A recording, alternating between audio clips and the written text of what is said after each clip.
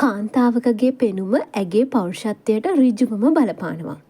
ඉතින් කවුද අකමැති ලස්සනට ඉන්න නේද? එහෙනම් ඊටාම සරල දේවල් වලින් ඔබට ඔබගේ පෙනුම වැඩි කරගන්න පුළුවන් ක්‍රම කිහිපයක් ගැන තමයි අපි අද කතා කරන්නේ. ඉතින් දිගටම වීඩියෝවත් එක්ක රැඳී සිටින්න.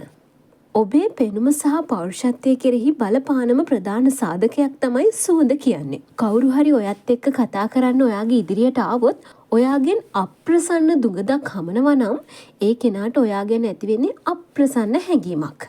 ඉතින් ඒ නිසා හැම වෙලාවෙම ඔයාගේ සුවඳ කෙරෙහි අවධානය යොමු කළ යුතු වෙනවා. ඔබ දිනපතා නෑමෙන් සහ ඇඟ සේදීමෙන් පසුව ඩියෝඩ්‍රන්ට් එකක් භාවිතා කරන්නත් පුළුවන්. ඒ වගේමයි පර්ෆියුම් එකක් භාවිතා කිරීමත් අනිවාර්ය කරගන්න. ඒ වගේම ඊටා සැර නොවන මෘදු සුවඳක් සහිත නිෂ්පාදනයක් තෝරා ගැනීමටත් ඔබ මතක තබා ගත යුතුයි. නියපොතු. නියපොතු කියන්නේ තවත් කෙනෙකුගේ අවධානයට යොමු වෙන ප්‍රධාන සාධකයක්. ඔයාගේ නියපොතු දිගු සහ අපද්‍රව්‍ය පිරුණු ඒවා නම් එය තවත් කෙනෙකුට ප්‍රසන්න හැඟීමක් නම් ඇති කරන්නේ නැහැ.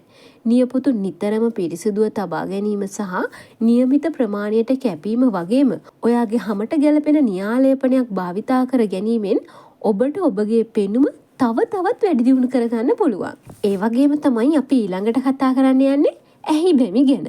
ඕනෑම කෙනෙකුට මුලින්ම අවධානය යොමු වෙන්නේ ඔයාගේ මූණට, විශේෂයෙන්ම ඔයාගේ ඇස්වලට.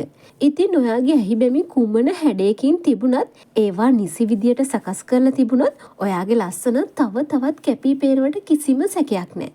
ඉතින් මේ වීඩියෝව බලන ඔයාටත් පුළුවන් තරමින් හරි ඔයාගේ ඇහි බැම සකස් කරගෙන ලස්සනට ඉන්න කටයුතු කරන්න. ඇඳුම් වල රැලි.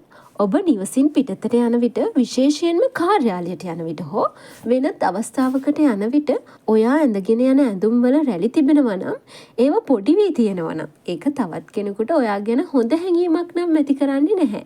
ඒ වගේමයි එවැනි ඇඳුම් වලින් ඔයාට ගෙනෙන්නේ අපිලිවෙල පෙනුමක්. ඒ නිසා නිතරම ඔයාගේ ඇඳුම් අඳින්නට පෙර ඉතා හොඳින් මදින්න අමතක කරන්නත් එපා. මුහුණේ අනවශ්‍ය රෝම. මුහුණේ අනවශ්‍ය රෝම කියන්නේ ඕනෑම කෙනෙකුට ඇතිවන දෙයක්. සමහර වෙලාවට හෝමෝන අසමතුලිතතාවයන් නිසා සමහර අයගේ මුහුණේ අනවශ්‍ය රෝම ටික ඝනට වැඩෙන්න පුළුවන්. ඉතින් මං කලින් කිව්වා වගේම ඔබ ඇහි බැමි සකස් කරනවා වගේම මේ වගේ අනවශ්‍ය රෝමත් ඉවත් කිරීම ගැන අවධානය යොමු කරන්න අමතක කරන්න එපා. හිසකෙස්. කෙනෙකුට අවධානය යොමු වෙන තවත් කාරණාවක් තමයි හිසකෙස් කියන්නේ. ඔබට තියෙන්නේ මොන ආකාරයේ කෙස් කලබක් වුණත් එයට නිසි පරිදි සාත්තු කිරීම, කප්පාදු කිරීම කළ යුතු වන අතර ඔබ හිසකෙස් වර්ණ ගන්නනවා නම් එය ඔබේ සමීප හැයට පමණක් ගැළපෙන ලෙස ඉහළ ගුණාත්මක භාවයකින් යුතු වෙළඳ නාමයක් භාවිතා කළ යුතුයි. එසේත් නැත්නම් ඔබගේ හිසකෙස් විලාසිතාව ඔබේ පෙනුමට විශාල වෙනසක් එකතු කරනවා. ඒ වගේමයි හිසකෙස් වල වර්ණයෙන් ඔයාගේ තියෙන ලස්සන නැති කරන්නත් පුළුවන්. ඉතින් තවත් මේ වගේ ඔයාව ලස්සන කරන වීඩියෝ ගොඩක් අරන් එන්නම්.